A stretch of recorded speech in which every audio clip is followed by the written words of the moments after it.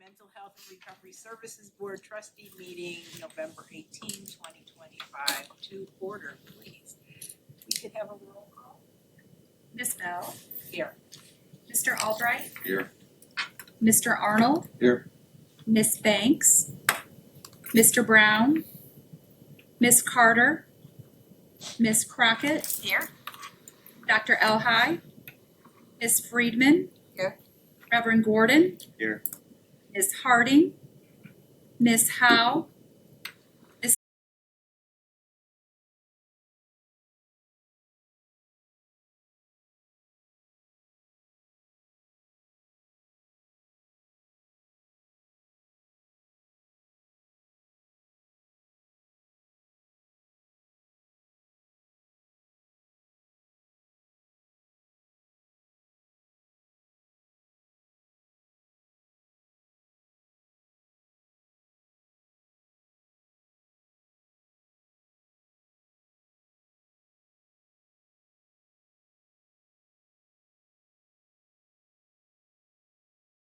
Board of Trustees, St. Paul, MPI. Shannon Hedge, Board Staff. Robert Casper, Executive Staff. Welcome, everyone. Thanks for joining us. We will move to determination of items to be removed from the consent agenda. Is anyone interested in having number 5 trustees meeting minutes from October the 21st, 2025 removed? Moving to 6A from the P&O committee report. Meeting was held November 4th, 2025. Treasurer's report for September fiscal year 26 financial statements. 6B, Lucas County Trauma Informed Care Fiscal Agent.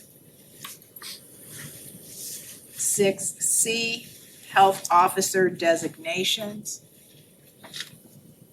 6D, Danny's Place Administrator Contract Extension and Update. Okay?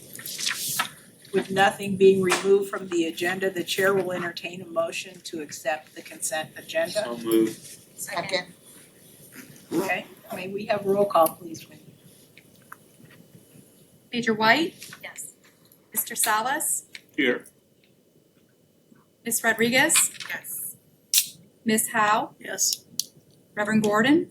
Yes. Ms. Friedman. Yes. Ms. Crockett. Yes. Mr. Arnold. Yes. Mr. Albright. Yes. Can we just check, Mr. Salas, you said here, was that a yes? Yes, sorry. Okay, I was, my mistake. no worries, I was mentioning to my colleague, I threw you off. I apologize. Thank you. Okay, motion carries. We'll move then to 7, Center of Hope Family Services, and Scott's going to Yes. discuss yes. this with. This is a new item that that we're bringing to your attention. And additionally, while we will have a motion at the end of this presentation, there's not I don't think we've really talked a lot about the Ohio Department of Behavioral Health capital process in this group collectively. So I wanted to take an opportunity to talk about that, maybe provide a bit more education on how all that exists or how that develops, and then lead into the Center for Hope's application and why we're voting, why we have this motion in front of you today. So I really want to take just a little bit of time before my director's report to give you a broader vision of how capital works here. And there are a lot of moving parts to it. And I'm happy to answer any questions. So as background, the capital planning process is held every 2 years. It coincides with the state capital budget process that happens every 2 years. That capital budget process happens on the alternate year that the operating budget is held. So we just had the operating budget passed for 26 and 27. The capital budget was passed in 25 and 26. That's state fiscal years. Okay. So in preparation for that planning process, the Department of Behavioral Health, DBH, requested input on what the capital needs are for our communities, all 50 boards, all 88 counties. We usually get this request in August, and it's due back in relatively short period of time, usually September or October of the preceding year. So request comes in the form of capital request. The state will say, give us a 6-year capital planning document. So in increments of 2 years, it's for instance, for the previous planning process was for 23 through 28, broken down in 2-year bienniums. So 23, 24, 25, 26, 26, 27, 28.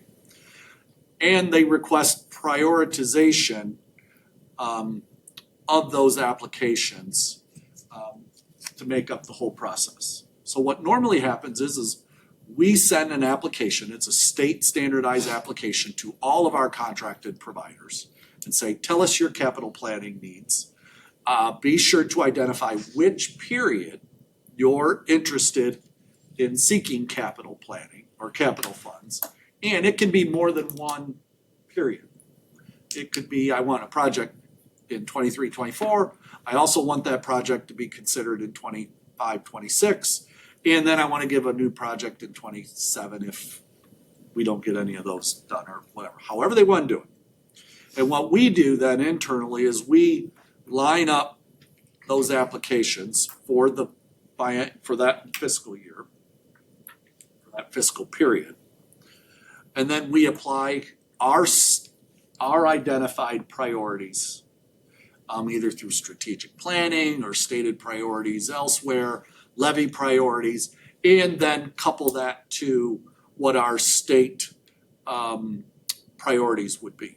Because sometime after we submit that plan, which, as I said, is usually in an October framework, we'll hear usually about 8 months later what the plan is for the state to fund local projects. Sometimes it's 2 projects within that 2-year period. The last couple of years it's been, this year it's been 1 project. The year before that it was 2 projects, or period before that it was 2 projects. That's when we funded Zeph Center's Crisis and Danny's Place. When we get that notice from the state, there's always an opportunity to say, okay, we need to reorder these priorities based upon whatever the state has said. Because sometimes those capital planning funds come with strings that weren't anticipated in the October submission that we did. A lot of moving parts, and I know I'm probably throwing a lot of dates out, bouncing back and forth, so I'm trying to keep it somewhat as simple as possible, which isn't always the case in this. So as we look at 23-28, we received 9 proposals. Zeph's capital for crisis was our number 1 priority for stated reasons, strategic planning, just building out our new crisis system. And then our second priority was Danny's Place for, again, obvious reasons. It was one of our board's highest priorities. But we also had a couple other projects. Task Warren Commons was ranked 3, Center of Hope was ranked 4. So we were able to fund, in that round, we were able to fund Zeph Center and Danny's Place. So that was it. We didn't have any other opportunity. For the planning year 25-26, within that same period, St. Paul's and NPI were identified as 1 and 2. And then for planning year 27-28, NPI was identified. Those projects are essentially placeholders. In case everything else falls through, we could move to them. We can move them up in the fiscal year or into a different biennium if they're ready to go. We could bump others down. It's a totally fluid process. What we're trying to get to is matching the state's priorities with our priorities and identify shovel-ready opportunities, because the state wants these funds spent. They don't want them lingering too long. And so you're trying to time these things into a plan. Sometimes, like in the case of Task Warren Commons, additional money opens up. And we were able to then fund Task Warren Commons. So we actually were able to get a third project in the mix. Now, they didn't get $1 million, I think they got 270-some thousand. 230, thank you. And the reason we were able to do that is because one of these capital projects that were previously approved ended up, the building, I believe, was sold. And that money then goes back into an escrow account at the state for Lucas County. So then we can apply it to another project, and it helped close the gap for Task Warren Commons, so we were able to move that. So then that left Center of Hope as our top 4, the only one in our top 4 that didn't get any funding that round. The previous year, if you recall, we actually identified St. Paul's in the capital planning process 25-30. We followed the same process, and we put out applications. We got applications back from St. Paul's, Center of Hope, and NPI. We were then notified that we would get one project that year. St. Paul's, if you recall, we actually gave them $500,000 to kickstart their capital planning process. They had been working on a plan. So when we were notified that we were able to fund a single project and it fit within the state priorities, we went to St. Paul's and said, hey, are you ready to go?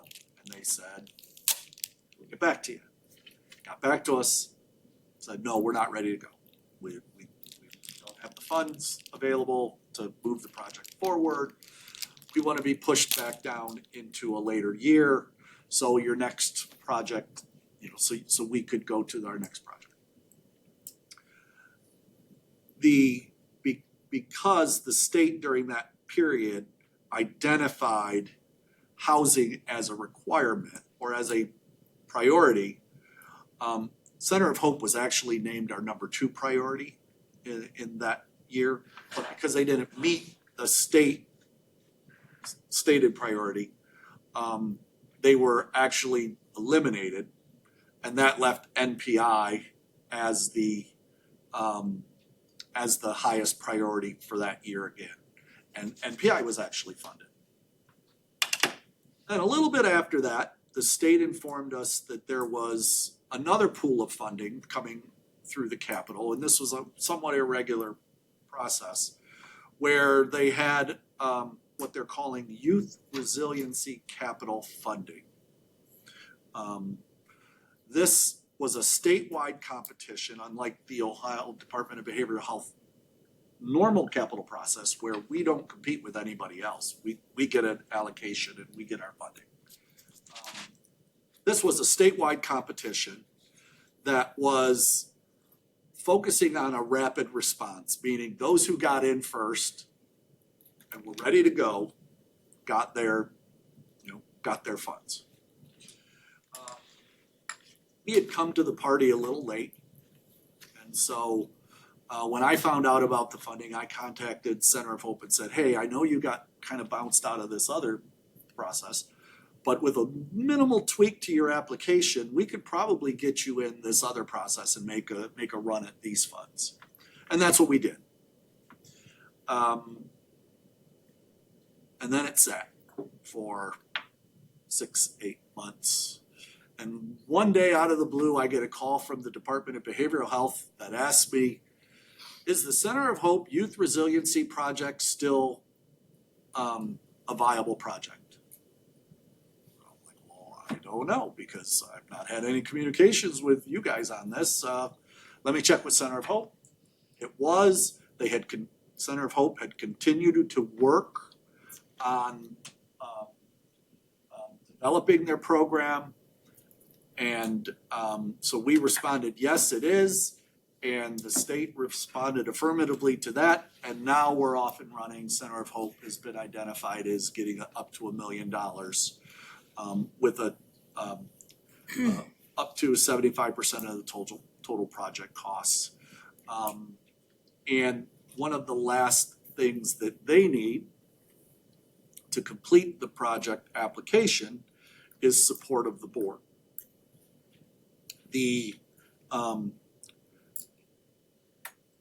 That support is in the terms of, yes, we think this project is valuable, worthy, and we agree to monitor the capital project on an annual basis. Meaning, are you using the building for the intended purposes? Had that conversation before, I believe, here. We are not required to put any money into the project. We are not required to give them any additional funding. And if our priorities change next fiscal year, the current money that we provide to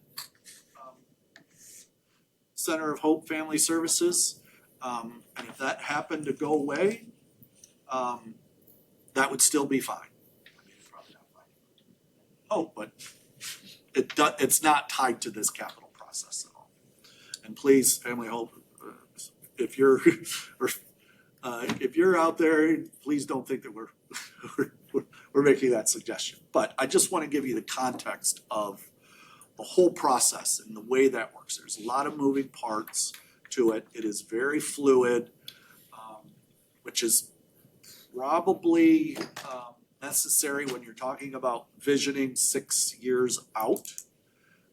Think about what it took us to get to Danny's place.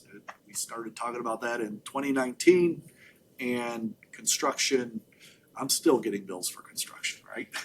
So it does take a long time, and it is a fluid process, and it is somewhat subjective to the whims of whatever the state priorities are applied to. But it is a very valuable investment in our infrastructure. The agencies will tell you that capital funding, and those of you who've done capital funding is some of the hardest funds to find. These funds are gold. So when these projects come up and when we have the ability to pull them down, I'm almost always going to default to support.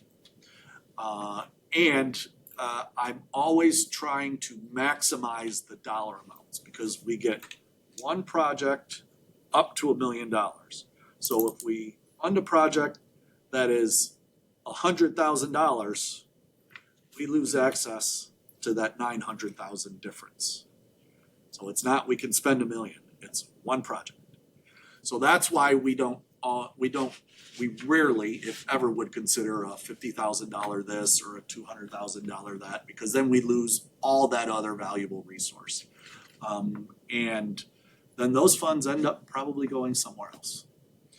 So that was a long-winded way of just giving you some basic education on the capital process, but also then leading to the resolution that is on the bottom of page 14 that is asking for approving the support of the Center of Hope Community Youth Resiliency Grant and provide assurance that we will provide support for the program consistent with the grant application. And by the way, I approved the grant application, and it does not show us providing funds for any capital or expanded operating. So we are not committing anything other than monitoring annually the programs and operations of the facility, which we would do anyway during our funding process, because we have funds with them as well. And you would be authorizing me to execute any of the agreements to that effect. And we are a signer. This statement, if approved, actually is an appendix, I believe, or I have to provide a letter to them that becomes an appendix to their contract with Ohamas. And so I'm a signer on their contract as well. So happy to stop there and ask or answer any questions you may have. So, if I understand this correctly, Center of Hope is primarily responsible for the completion of the project. All that we're doing is granting. They already have the infrastructure in place, and if this fails, we lose the money for this area anyway. Is that correct? That is correct. They're basically doing the work already, right? Most of their, Absolutely. yeah, they're already doing it. Right, they're just looking for a better home. Yeah, okay. You mean better home, meaning better location? I mean better building, I mean better, I think the location's actually fine, I mean, but the building itself has some deficiencies that they would like to address. And it is really up to them to figure out, we don't sign off on the location, the property, anything like that. All we're saying is when you go and do this, yes, we would have some influence on this, but it would be unofficial influence. Sure. And we don't need it in this case. They're gonna stick true to their mission, they're gonna, do what they do. They are considering their options, either purchase and renovate the building they're in, or purchase a new facility and do light renovations. It's really up to them. Yeah, they do, Center of Hope does great work and has metrics to prove what they do, so. It's really Will we be the astounding on how fiscal much they agent? get done. No, I'm sorry? So to me, it's astounding how much they can get done. Yeah.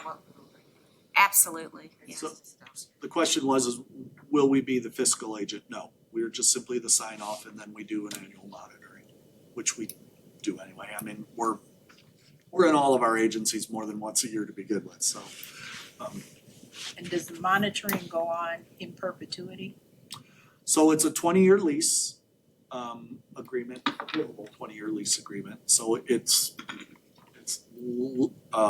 matched to the length of the lease. And if for any reason,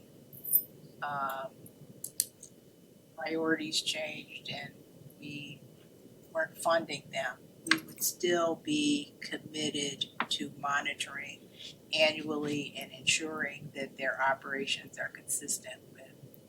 Yes. Actually a 20-year mortgage. Yeah, it's a 20-year agreement. Actually Yes, own thank you. something, yeah. 20. That is correct, yes, we would be still responsible.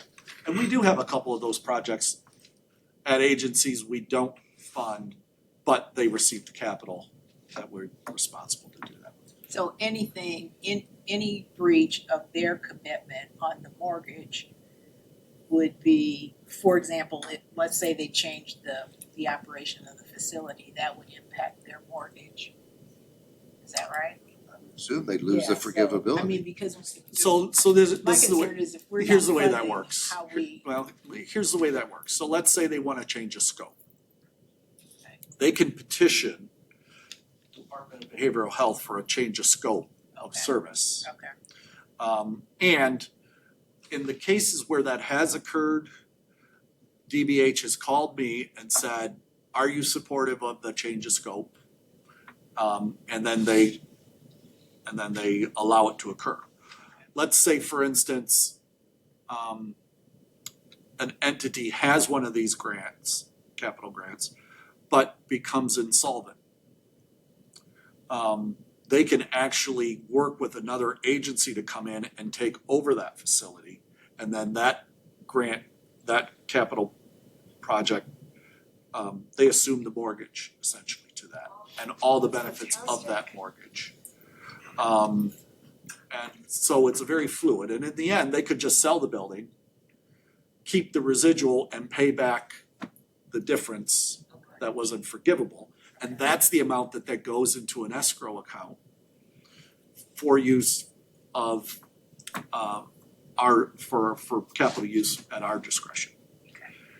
So there's little to no Yeah. risk in terms of our monitoring, Yeah, programming and operations. I would agree, I don't see any risk in this, and I see a huge downside by not allowing them to move forward on $1 million average. So there's a huge upside.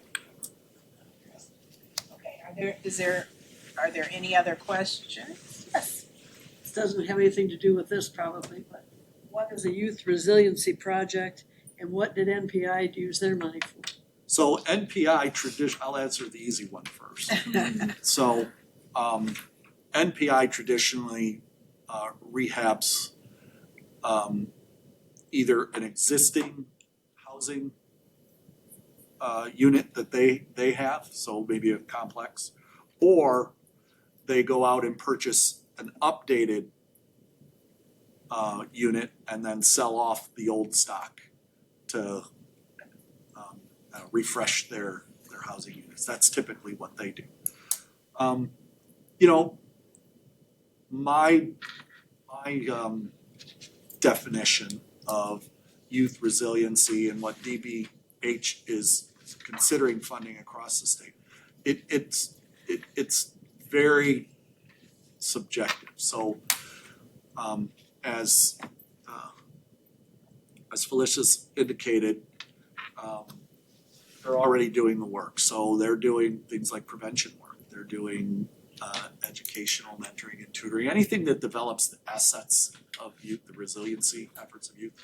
Some resiliency centers are being funded to create a youth crisis stabilization unit. Others are being funded to do youth treatment. And you can have all that in there. And you can have non-treatment related things in there.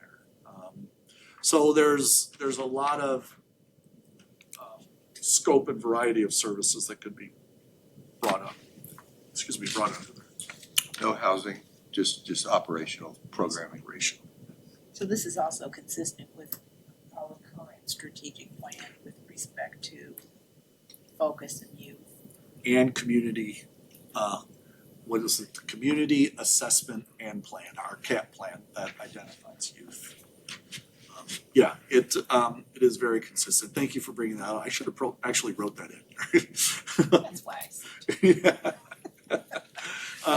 But yeah, I think that, this is an opportunity that we don't often get to bring $1 million into our system, and I would strongly recommend approval.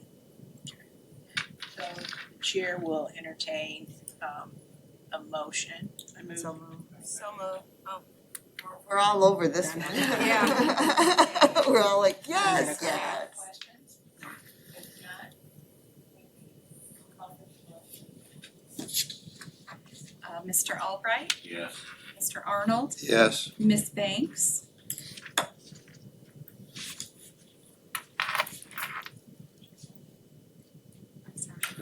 Ms. Carter, I wrote the wrong person. Ms. Carter, Ms. Crockett, yes. Ms. Friedman, Yes. Reverend Gordon, Yes. Ms. Howe, Yes. Ms. Rodriguez, Yes. Mr. Salas, Yes. and Major White. Yes. Motion carries. Well, director's report. If everything was so as simple as approving a youth resiliency capital grant. Uh-oh. Unfortunately, it is not. All right, so I got a few things for you. I'm gonna start with some of the easier things. So you should have all received an invite to our strategic planning session on December 11th. I would appreciate for those of you who have not responded, please do. We are not planning any meetings on December 2nd, which would have been our regular P&O meeting. We are not having an executive and nominating committee on December 9th. We are not planning on having a board meeting on December 16th. In place of that, we will hold a board meeting. It has to be identified as a board meeting on December 11th. From 11:30 to 5 p.m. That meeting will start with a lunch at 11:30 to about 12:15. Roll into any board business that we need to take care of. And that'll be substantive board business. If all we have is a financial report and a minutes, we probably will just go into strategic planning. And then we'll go into the strategic planning process. That has to be done as a board meeting. The prosecutor believes that this is a public meeting. So we will keep the meeting open the entire time. And public is available to observe our strategic planning process. There will be breakout sessions. There will be 4 breakout sessions during that time. The public will be able to view each and every one of those sessions if they so choose to do so. We will not be live streaming that meeting, nor will there be a virtual attendance. Because we can't do virtual attendance in the breakout rooms. And we don't have a virtual attendance policy, so that we can't even consider it. But we came to this, we essentially narrowed the time for your on-site participation down to this 5-hour block essentially. Typically, if you recall, we were able to get, we were together for about a day and a half in some of the other strategic planning sessions. But we think we can use technology and focus groups and interviews to really reduce your time. Now, I recognize that for some of you, you may not be able to participate because it's during the day, or you can only participate at half the time. We will take whatever you can give us, and we will try and figure out how to get your input into the strategic planning process, even if you can't physically be here. So we'll try and do whatever we can, but I'm really strongly encouraging all of us to come together. It's a time where staff will be here as well, and it's collectively a better planning process when everybody's involved. So hopefully you can be here.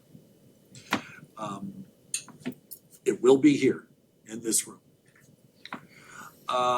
Okay. I'm gonna move on.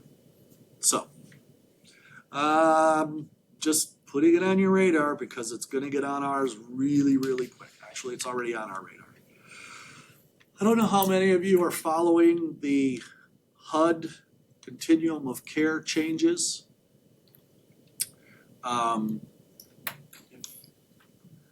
continuum of care funds a good portion of our permanent supportive housing and other services, other housing related services in our community. The Toledo-Lucas County Homelessness Board submits the application for the continuum of care. Senna, I don't know if you are the continuum of care chair anymore or not. No, Ann is, but I still Immediate represent. past chair, and you're a board representative for the COC. This board appointed her to. So the HUD guidelines for federal fiscal year 24 was supposed to be a 2-year process, 1 year plus a renewal, non-competitive renewal. Priorities have now shifted,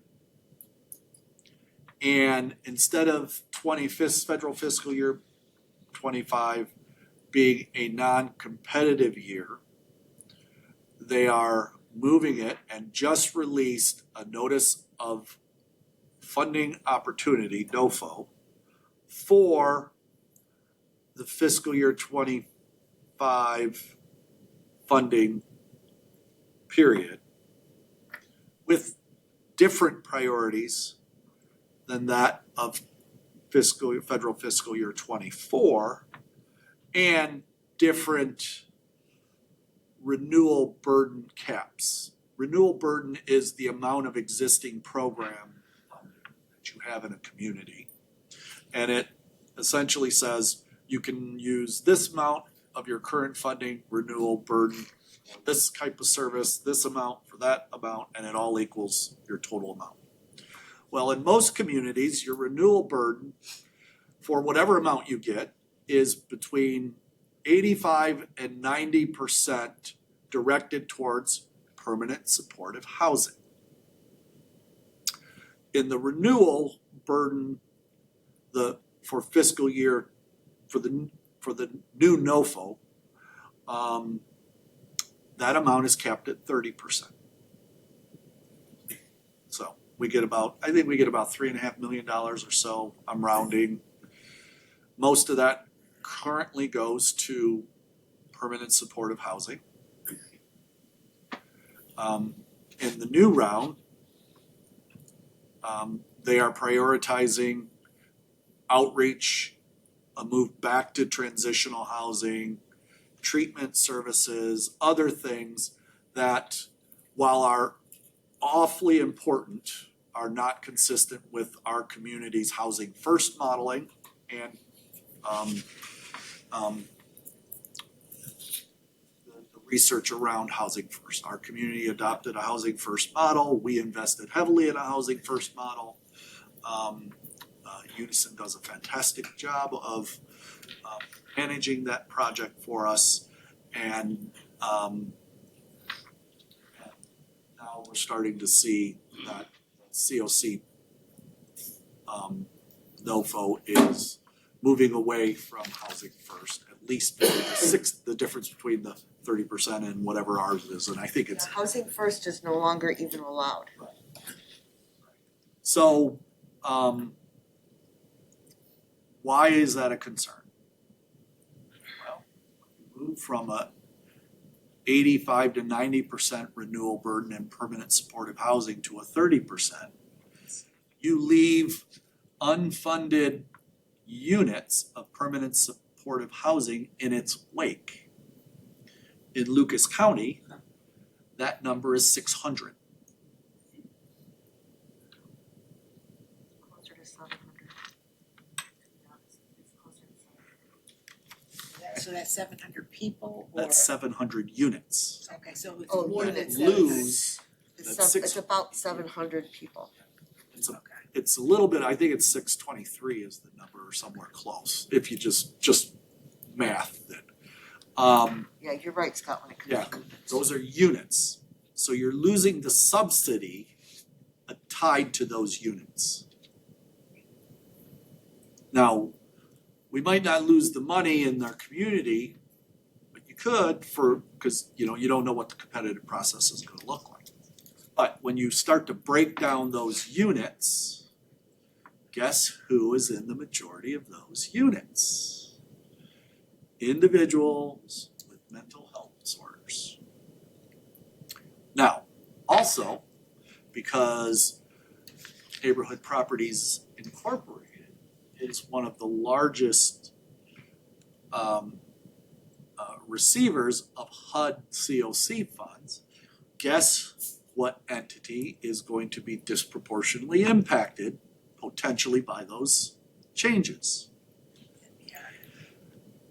Neighborhood Properties Incorporated stands a bigger chance of being disproportionately impacted simply because of the sheer volume of funds they get, and I think they have 7 funded different programs or something like that. Which obviously is also our main provider of permanent supportive housing services. So, we are meeting with NPI to talk strategy, to develop a plan. Elijah is leading that discussion on what can be done locally in response. The time for advocacy is kind of past. I mean, the decision's been made. This is the way it's heading. We need to figure out the who, what, whens, and where, what happens to the people that are left in the rearview mirror when these changes occur. Frankly, we don't know the sheer number of people. We can't give you a plan yet, but we will develop a plan. And we will do our best to execute that plan. But in the end, my guess is that it'll be a lot of little things that come together and try to address the issues, the displacement. And then we still probably won't be able to do everything without additional investment. Don't know what that will look like either. So, so as I said, every decision should be as easy as the youth resiliency. This is one that everybody in our community should be concerned about. I will pause there to let that sink in a bit. And any questions, and Elijah, you've been following this too, if you have anything you want to add in. So as you prepare to mitigate the impact, it sounds as though there's not much we can do. Is that true? Well, I don't think there's much that we can do to change what's going to happen. First, you protect what you have, right? So if we only have 30%, let's do a darn good job of keeping that 30% so that we don't make the problem worse. And then you really got to look at, okay, what are our options? And that's what we don't know yet. That's why NPI has to be a part of that solution. So there are possibilities of saving something so that we're not totally. I would hope so. I mean, Like from the conversations that I've been involved with, Pastor, it seems as though it's really reliant on the receivers of this grant to be able to tweak and move from being supportive, permanent housing to transitional, and how they word that in the grant, and it's that's where a lot of questions start coming up. Like, how do we go from this to this in 6 weeks? yeah, and yeah, they only give you a window Yeah. like this. And normally for an OFO, you have a good 4 to 5 months usually. In this particular case, it's 6 to 8 weeks, I believe. 6 to 8 weeks. So not only do you have to reapply, but you have to tweak what you're doing and change the system. And at our lunch meeting, we talked quite extensively about what it would take for an agency like NPI to flip the switch. And how quickly could that happen? I mean, it's like, wait a minute. For some agencies, they have to rewrite their mission statement and reapply for their 501c3. I mean, we're being a bit dramatic, but it could go that far. So, Mike, rewrite the mission statement, do all that.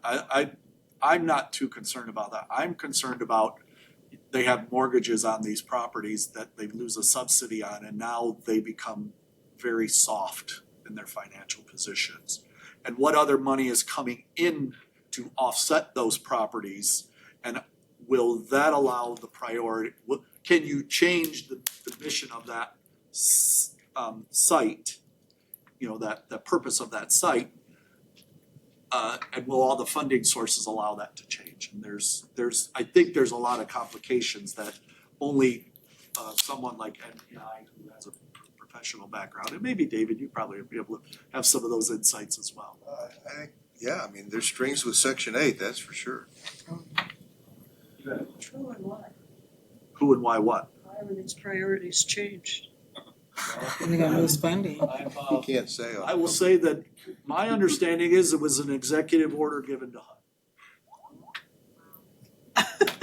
Surprise. So we'll I have. have a question, do we have the demographics of the people being affected, assuming worst case scenario? Because you have a balance there that is not due, so ultimately, other than the numbers that we're talking about, it's people that live there. So do we have the demographics? We don't have any of that stuff yet. None of that? I mean, NPI, I'm sure has it. I might have said, I don't know what we have and what we don't. Right, the other one is a coordination with LHA or some of the others, because clearly, I mean, I don't know if they have like Section 8 portable housing, for disabled folks. I don't know their numbers, but clearly there's a symbiotic relationship here between two populations.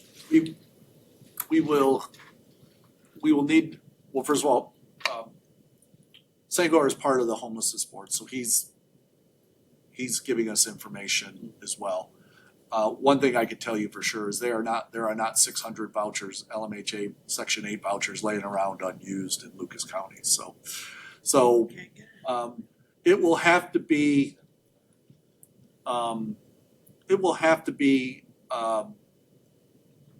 this and that plus this and then probably additional investment of some kind. Yeah, I think it's important to know that there is a potential for a number of people to become homeless. Yep. And That's what I was concerned there about. Yeah. will be people who become homeless as a result of this policy decision. And There is no way that our current infrastructure and financing can accommodate moving all of these people quickly to a new model. So I think what we're looking at is really kind of how do we save what we can get through this new grant application and work towards minimizing harm for the most vulnerable people. So two questions here. Number one, do the people potentially affected even know? That's question one. Question two, how do you prioritize? Who gets the hit? I mean, what's the analysis for that? That's a hard one because it goes down to, at the end, people are gonna suffer. So, I don't know and I don't know, but I can tell you what was done in the past. Prior to me getting here, the board in 08, 09 actually had to shut down a couple of group living facilities. They were they were residential treatment facilities for mental health. What they did at that time was they sent an occupational therapist into the facilities and evaluated each of them for their living, for the level of where they thought they could live. Now granted, that number was really small. It was, I believe at the time it was 11 people were interviewed, 10 of which it was identified could go and live in a group home. 10 did. A year later, 9 of them were still in a group home successfully. So there, something similar to that will have to occur in some way, shape, or form. Last question, this is really out there, okay? So you mentioned that it was done by fiat executive order, this change. Was there a regulatory change with notice and commentary? Because I'm thinking if I was at my old job, I'd be like, okay, yeah, you can try to do this, but you have to go through the process. You just don't spin this out with that sort of harm and try to, put a stop to it. And, it might still end up that way, but give breathing room to the process to be able to effectuate what you want to get to. But it sounds like this executive order violates the APA? No, there was, in all of HUD's financing, all their grants that they do, there's always this little line that gives them their out. That says, if there are significant changes, they can reissue the note. And that's a loophole the executive office used, my guess Yeah, is they use that little line that sits there in all the years, it has not been used, but this year it's being used. well, this is a significant change, clearly. I mean, if Yeah, the lawyer side of me is like, wait a minute, you can do this or try to do it, but there's steps and protocols to try to get to that Right, point. well- You just don't spring it up like that. well, this gives them the right to do it that way. This happened during COVID as well with HUD. And they have the right to reissue and to restructure and change their mind and all that fun stuff, and you agree to it. Now, in the past, it's never been an issue. Challenge, never been challenged. No, because HUD's never played this kind of game before. That's not, Doesn't make you not be challenged. that's not for us. So, I think I can read by everybody's faces kind of the shock and awe on how horrible many of us think this is. And I don't think we're gonna necessarily solve it at a board meeting, but I'm trusting from what you're saying that you all are gonna be working with NPI to solve it the best that we can, salvage what we have, and harm reduction, correct? Absolutely, And you'll report back to us with what that looks like. yes, we don't know what it will look like Yep. right now. We don't know what NPI is capable of doing and how fast and what the needs are. And frankly, this could go beyond NPI. Absolutely. We have other entities in our funding system that receive these COC services, so we don't know the sheer magnitude, but we wanted to pick the big one first. Thank you. Yes, ma'am. Does this ruling affect any rural counties? It affects everybody. So there's been no big publicity thing about how every little county has problems with homeless. There's no places for them to rent. There's no place to live. That would be correct, as just like our place. So just kind of a little background on the way housing, HUD funding gets dispersed throughout the state. Major metropolitan areas have something what's called the continuum of care, COC. Everybody else applies on a competitive basis to what they call the balance of state, which is the Department of Development. So the rural communities that are around us actually apply to the Department of Development.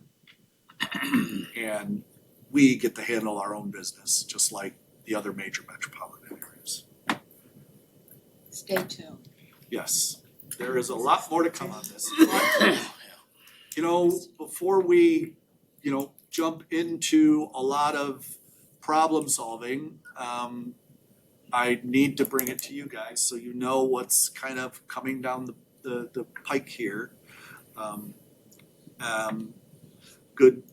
Bad news doesn't get better with age, right? So hopefully we can come up with some kind of reasonable solution and minimize the harm as Mr. Albright has said. So I'm gonna move on to the next Please. fun and amazing issues. Oh yeah, there's There's more. more. Yeah. Agency annual audits were due December 1st, or are due December 1st. But some of our agencies, a lot of the agencies actually receive federal funds, can't actually complete their audit. They're required single audits until the Office of Management and Budget releases the final federal compliance supplement for fiscal year 25. That final compliance supplement provides auditors with the rules for testing compliance of each of the federal programs. Why is that important? Because contractually, the agencies have to submit their audits to us by December 1st. They weren't able to log into the system that gives us those compliance requirements, because why? The government was shut down, which pushes all their audits back. And this is a contractual issue for us. Normally, if you're late on an audit, we come to you and seek a 2-week or authorization to issue them a notice that we are intending to withhold funds.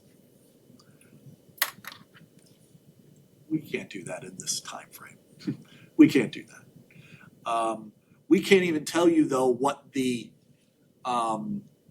extension should be right now, because we don't have a good idea on what that should be. So I'm just merely providing you notice that we have some contract issues related to the audits that will not be solved, that we will not be recommending any action on at this time. It is not because the agencies are not doing what they're supposed to do. They got caught up in this. We will expect audits to be delayed. We just can't tell you when, and we do not think that it is appropriate to issue any intent to withhold funds at this time. That doesn't mean we won't come back to you if we get a better sense of what is going on, and say, okay, here's an extension period that we think is reasonable, and then after that, we might have some intents. But by then, we might be ended up going into the March-April payment period. So, any questions on that? Okay. I have one other thing that I need to just get on your radar. It's not great, but it's not. It is what it is, I guess. Our State Department of Behavioral Health issued a request for applications to create adult mobile crisis pilot programs throughout the state. Applications are due November 26th. Jeez. According to the RFA, the request for applications, the Department of Behavioral Health has a desire to provide adult mobile crisis throughout the state while leveraging existing resources and efficiencies. Applicants will be responsible to cover the whole state or a portion of the state that makes up the regional psychiatric hospital catchment area. Our catchment area is Northwest Ohio. It's 23 counties wide, 23 counties big, and incorporates 11 different boards. Soon to be 12, or 10 by the way, because Huron's gonna merge with Sandusky, Seneca, Wyandotte, and Ottawa to have a 5-county board. But in the 23 counties that make up our catchment area, some level of adult mobile crisis is currently being funded and funded by the boards in 19 of the 23 counties. And the application allows not only boards to apply, but nonprofits, providers can apply. So there will be competition in our community to take over responsibility for adult mobile crisis services. Think emergency response. Hey, somebody at Kroger is having what appears to be a psychiatric breakdown. Can you send a team out to evaluate? You call Zeph. Zeph sends the team out. We fund that team now.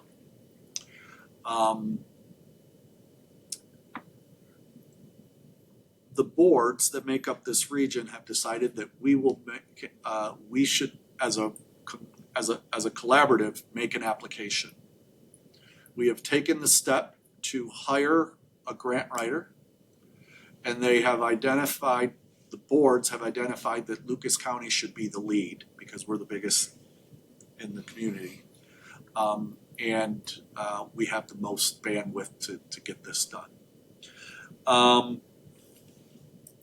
The plan would be that each board area would be responsible for their own area. We would standardize services, and each board would be responsible to select the provider in their board area and subcontract those services, monitor those services, and then report back to the lead applicant via a consultant, a grant consultant that would manage this whole thing for us.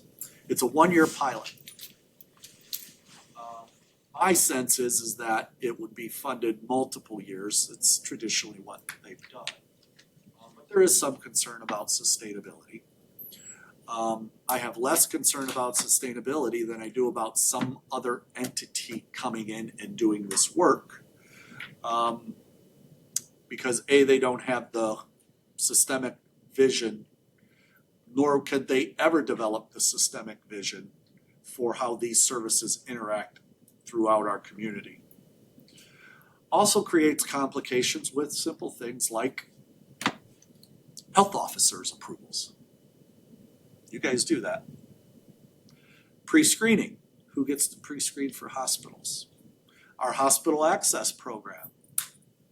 We no longer can direct those services if somebody else gets that application. There's a whole host of second and third and fourth order effects that could be impacted.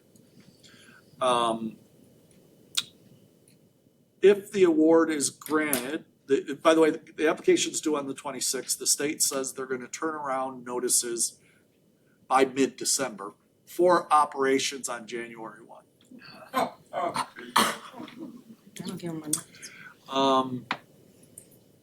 This would also impact the call centers. So we fund Zeph Center's call center right now, 419-904-CARE. All calls coming into adult mobile crisis will have to go through 988. So it impacts our Zeph Center funding in multiple ways. Regardless of if we get the funding or somebody else gets the funding, it will impact Zeph's contract, our provider contract. We don't know how yet and won't know until we make application and get an award, all that kind of stuff. So I'm just putting it on the radar, on your radar, that A, this is going on, B, we're aggressively going after this application on behalf of the region. We work very well together as a region. We already have a collaborative board that meets on a monthly basis that can serve as a decision-making body. And our lead agency, which would be us, would also have to agree to those things. We share funding in all multiple projects now. We share resources. So we think we're in the best position to pull this off. Plus, we bring local funds to the table. We are not committing those local funds to any other, for use in any other application. My position on it is be careful what you ask for. If you want to take responsibility for the full thing, you take responsibility for the full thing. That includes funding. How does this, if at all, impacts Zeph's ACT team? Because it's been defunded, correct? That is not related to this. Not related, okay.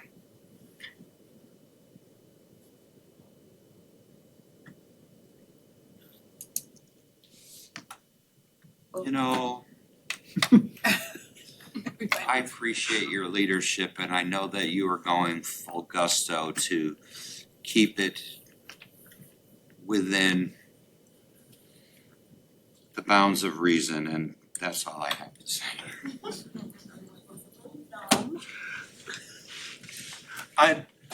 If there is a silver lining, I'm not sure there is, but if there is, we may be able to offset some of the local resources for state resources. That might be handy as we consider what to do about our COC housing issue. Regardless how it turns out. We should be so lucky, but I'm not convinced we are. So. Well, the silver lining for me is that you've got your finger on the pulse and we've got a strong executive team and staff and you're on it and your hearts and heads are in the right place in terms of where we want to get with what we have and the trust that the community has put in us to get the job done the best way we can get it done. So that for me is our silver lining. Yeah, well, I appreciate that. And, we are focusing on keeping, we are satisfied with ZEF and the services that provide. So that is paramount to us as well. And we've actually allowed is a bad word. We've endorsed their ability to latch on in other applications as well for Lucas County. So if it isn't us, at least it's somebody else who will subcontract with ZEF. Because we've spent a lot of money and time developing these services out. And we don't want to take a step backwards. Is there any opportunity, or will there be any opportunity to use any of the opioid settlement money to fill some of these gaps? There could be, ZEF would have to figure that out, or the entity, or NPI, or, yes. NPI actually already gets opioid settlement funds. They get a good chunk for housing. Linda, it looked like you had a. No. Okay. It's called Yeah, shock and so awe. anyway, so that's, if I haven't been able to respond to an email, my staff and we've been doing full freight on this thing, for the last week. And we have a lot of confidence. Finally, I'll end with a bit of good news for me, not you guys. We are closed on Thanksgiving and the day after, and then I am on vacation for a week. I will be available by text or email, and we'll return on December 8th. I'll always be available. Just simply want to wish everybody happy Thanksgiving. And we'll decide in January whether or not you get to give a director's report. Well, Thank you. a lot of things are happening. Right. All right, open Okay, session. so we can move to the open Interested session. hard. Yeah, so we got open session.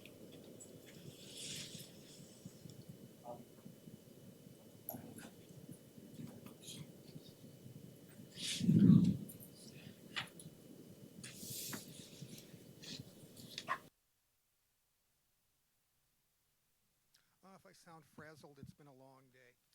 Yesterday, I attended the Education and Healthcare Committee meeting of City Council. It wasn't on the agenda, but a last-minute arrival. CareNet is in dire need of funding. I guess they've received like a 90% cut in their federal funds. So they came in. They brought a bunch of people from NAMI with them. I don't know how many of them testified, but everybody on council seemed very receptive. Denise Williams says that she will try to get them $75,000 in unspent ARPA monies, but she's got to check with the legal department first. Hopefully they'll say yes. But regardless of that, she also said, I'm going to ask the county commissioners. So at the county commissioners this morning, I mentioned it to both Sobiecki and Anita Lopez. They didn't know anything about it, so I told them, expect a phone call.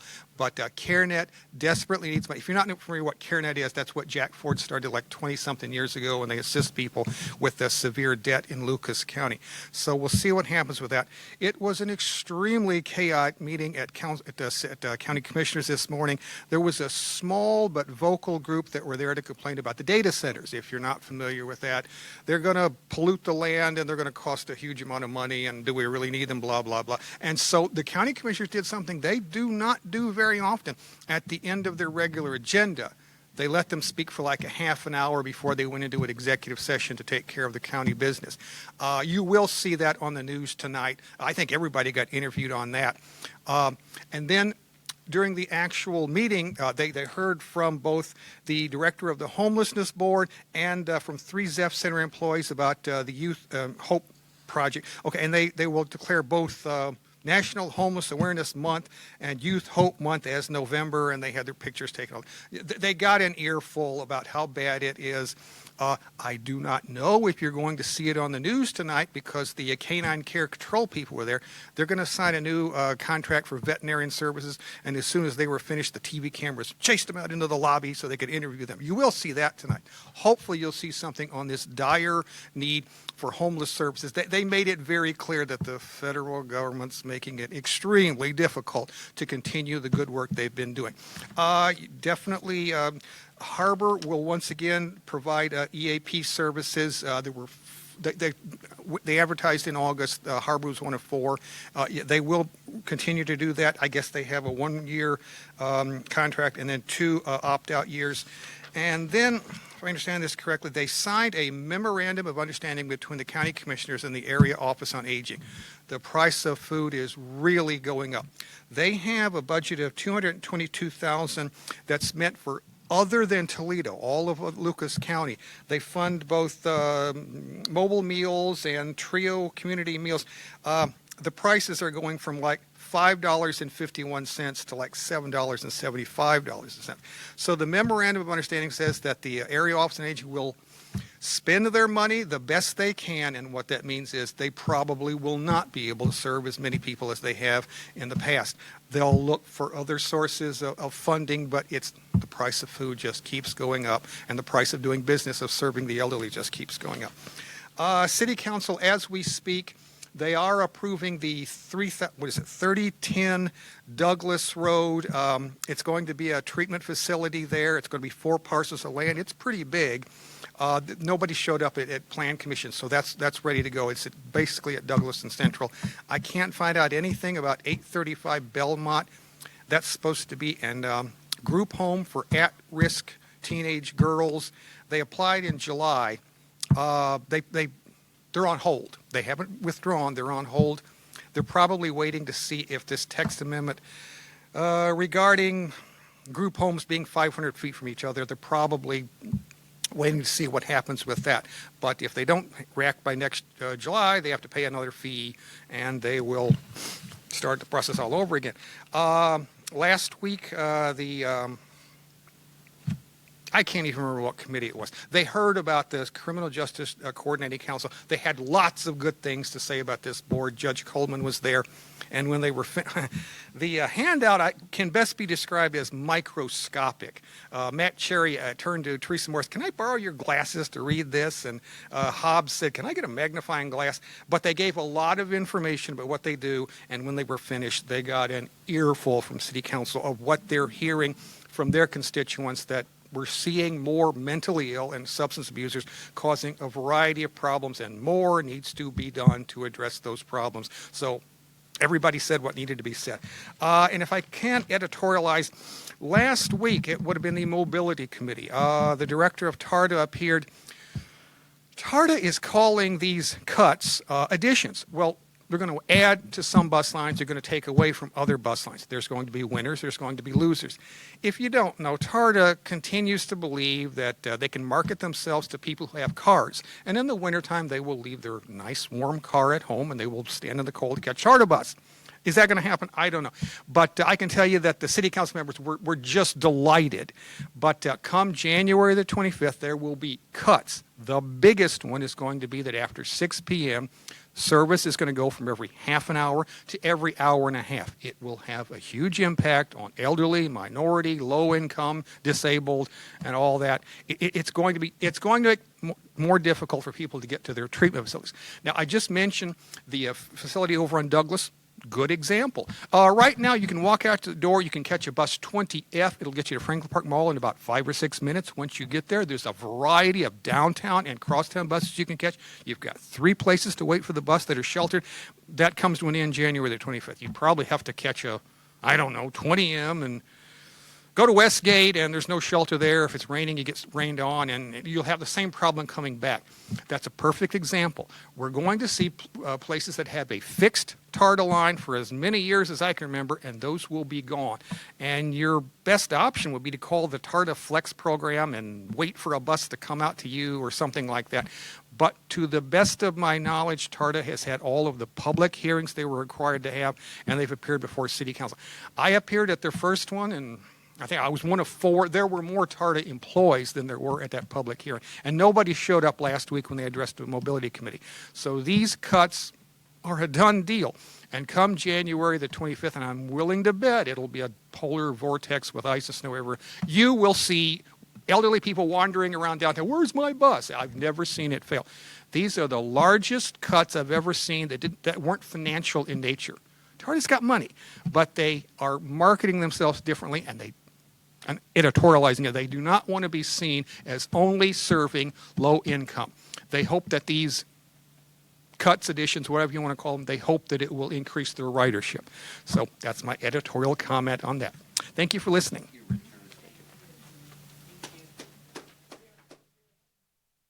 Anything else for the good of the order? No? We're adjourned. Thank you, everybody. Have a good Happy Thanksgiving.